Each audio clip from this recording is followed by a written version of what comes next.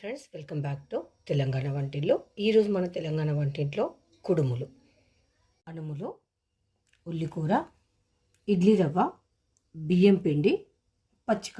అనుముల్ని ఒక్క విజిల్ వస్తే చాలండి ఉడికించుకో. ఇడ్లీ రవ్వ, బియ్యం పిండి, 2 స్పూన్లు పచ్చికారం, దీనిలో నేను ఉప్పేసి గ్రైండ్ చేసి పెట్టుకో. కొంచెం జీలకర్ర, పసుపు అనేది మన ఇష్టం, కావాలంటే వేసుకోవచ్చు, లేదంటే స్కిప్ చేయొచ్చు. కారం పట్టుకున్నప్పుడు ఆల్రెడీ సాల్ట్ వేసాము, కొంచెం పిండికి సరిపోయేంత మాత్రమే ఉప్పు. అనుములు కూడా ఒక్క విజిల్కి ఉడికిపోయినాయి.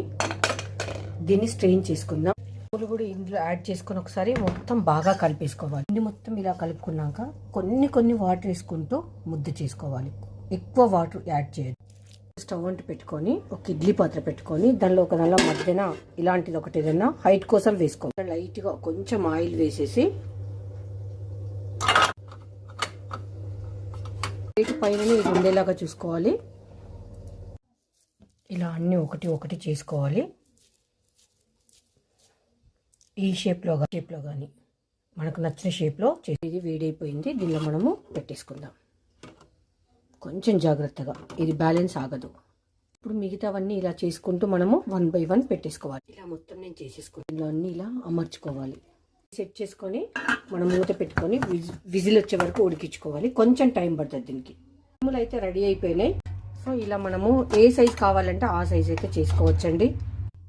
మనం ఇలా ఆయిల్లో డిప్ చేసుకొని ఇలా పెరుగులో వేసుకొని కూడా తినొచ్చు.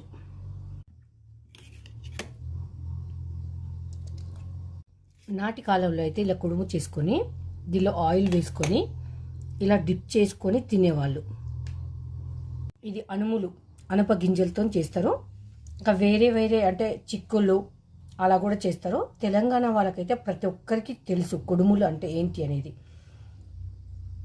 ఈ వీడియో చూస్తున్న వాళ్ళు ఏ ఏరియా నుంచి చూస్తున్నారు, మీకు కుడుములు అంటే తెలుసా? చాలా టేస్టీగా ఉంటుంది, హెల్దీ ఫుడ్, అండ్ మన ఆయిల్ కూడా వెరీ లెస్లో యూజ్ చేసుకోవచ్చు.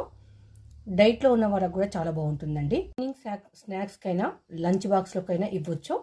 వేడిగా ఉన్నా చల్లగా ఉన్నా ఎప్పుడైనా తినొచ్చు. చాలా టేస్టీగా ఉంటుంది. ట్రై చేయని వాళ్ళు ఎవరైనా ఉంటే మీకు నచ్చితే వన్స్ ట్రై చేయండి. వెళ్తూ వీడియోకి ఒక లైక్ చేసి వెళ్ళండి. Thank you.